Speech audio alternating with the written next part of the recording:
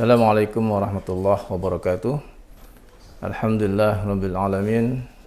Wassalatu wassalamu ala nabiyyina Muhammadin wa ala alihi wa sahbihi wa man tabi'ahum bi ihsanin ila yaumiddin, amma ba'du.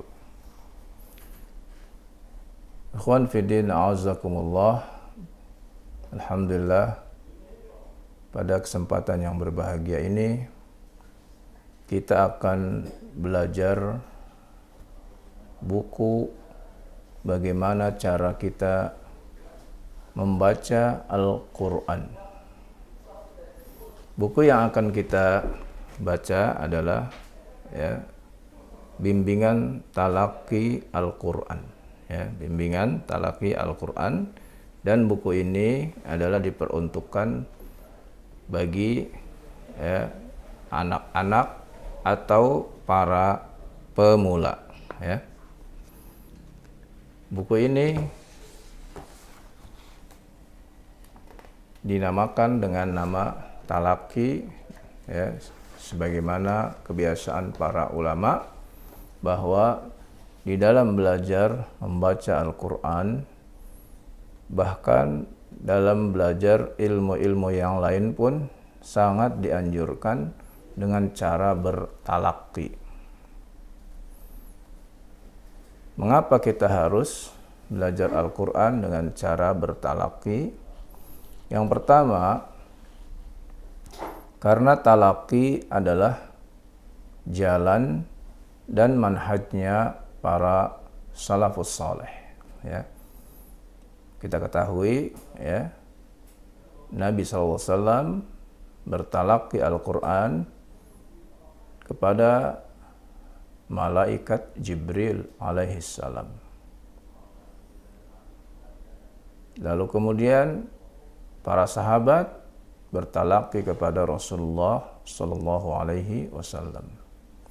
Dan begitu seterusnya para tabi'in kepada para sahabat, kemudian atba'ut tabi'in kepada para tabi'in, sampai kepada generasi kita yang ada di zaman sekarang ini.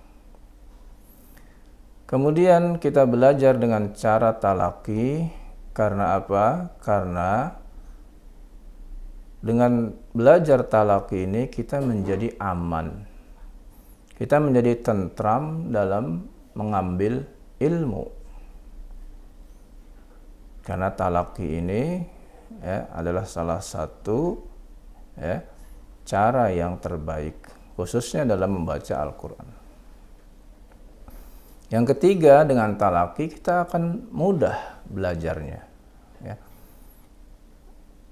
Dibandingkan dengan orang yang belajar dengan tidak talaqi, seperti belajar membaca otodidak. Ini sangat sulit sekali. Istimewa Al-Quran itu memiliki huruf-huruf yang perlu dipelajari oleh kita, khususnya orang-orang ajam, yaitu yang bukan Arab, harus belajar huruf-huruf Arab terlebih dahulu. Yang kita harus pahami dengan baik bagaimana keluar hurufnya, dan bagaimana sifat-sifat yang ada pada huruf tersebut.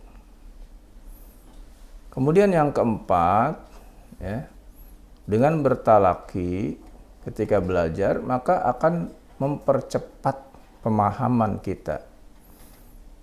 Selain mempercepat pemahaman kita, dan juga menyingkat waktu dalam belajar, karena akan belajar kepada yang tepat dalam pemahaman, dan juga memudahkan waktu yang singkat untuk kita belajar.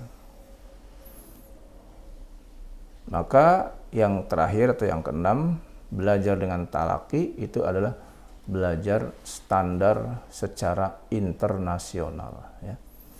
Karena dimanapun kita ketika belajar, di negeri manapun, ini semua ada. Semua akan kenal belajar dengan cara talaqi ini, semuanya dapat dikenal.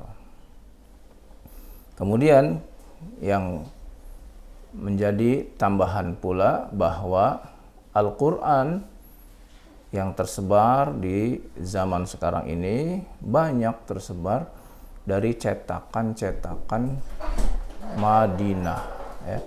Dari cetakan-cetakan Madinah, sehingga apa? Sehingga sampai pula ke negeri kita, ke Indonesia ini cetakan Madinah. Yang mana standar cetakan Madinah itu adalah standar internasional, ya. Karena itulah ya kita belajar dengan cara talaqi ini, ya, dan kita pun mengambil penulisan-penulisannya, penulisan dengan standar dari Timur Tengah. Nah, ikhwan fillah azakumullah, kitab talaqi ini sendiri, ya, saya yang menyusunnya, ya, dengan berdasarkan ya, catatan-catatan ya, ketika mengajar orang-orang yang ingin belajar Al-Quran, baik ketika di TPA-TPA maupun di majelis-majelis Al-Quran yang lainnya.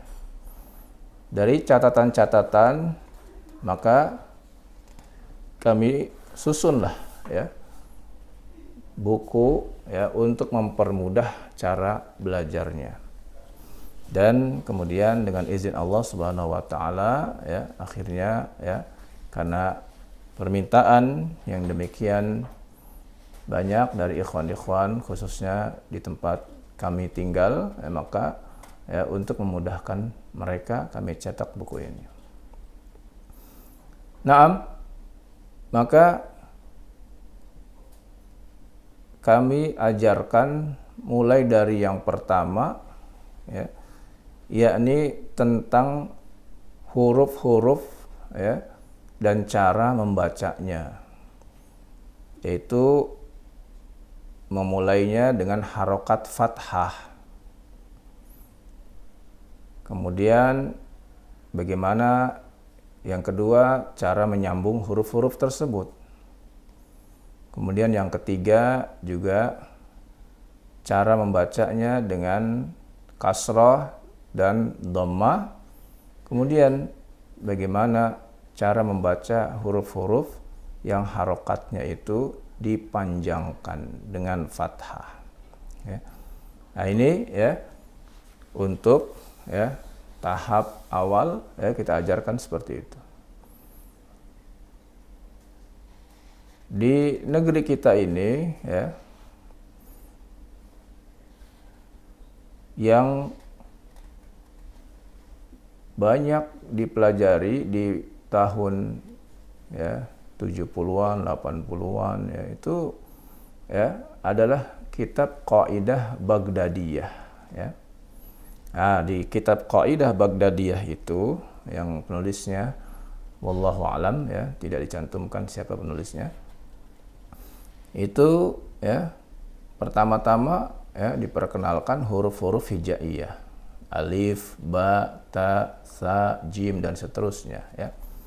Kemudian ya datanglah ya, generasi-generasi di tahun ya 80-an, 90-an ada para ustadz-ustadz dari Indonesia yang menyusun ya cara membaca Al-Quran yang disesuaikan dengan orang-orang kita, orang Indonesia. Maka muncullah ya seperti qiraati ya. Kemudian yang terkenal, yang paling masyhur yaitu metode Iqra ya, metode Iqra oleh ya, Ustadz As'ad Humam ya. Nah itu ya. Nah di buku tersebut beliau tidak lagi mengajarkan ya memperkenalkan huruf-huruf hijaiyah, tetapi langsung membacanya.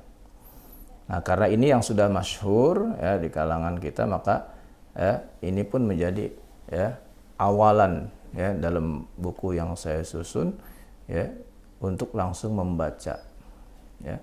Yang nanti setelah ya selesai barulah kita memperkenalkan nama-nama huruf hijaiyah tersebut. Ya, ini semuanya adalah untuk memudahkan ya cara belajarnya tanpa menghilangkan ya, tanpa menghilangkan ilmu yang harus kita sampaikan.